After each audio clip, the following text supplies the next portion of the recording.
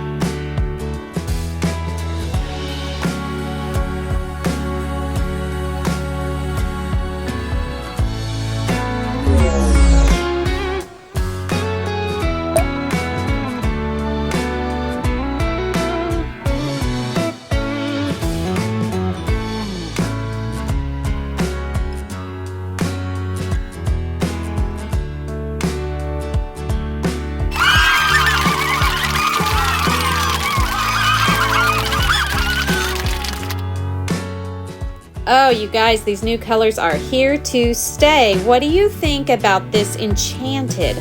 I love it. I am seriously digging it. So I'm so glad I used it. You guys, this turned out really cool. And it was really, really fun to go back and look at those brainstorms and see how I went from cute, girly unicorn to Wicked Swoosh. I thought that was really, really funny. I didn't mean to do it. I didn't even realize that my mood affected my art. And maybe it was a happy coincidence. But aren't you glad? Isn't this really cool? Anyway, I'll hush. I'm going to leave all the supplies down in the description. They'll also be over on my website. Go get what you need and give this a try. I will tell you, when I resin this, I put a container over it so it wouldn't get any lint or dirt or anything in it, because that white is so unforgiving. So don't forget to be really careful where you set these to dry.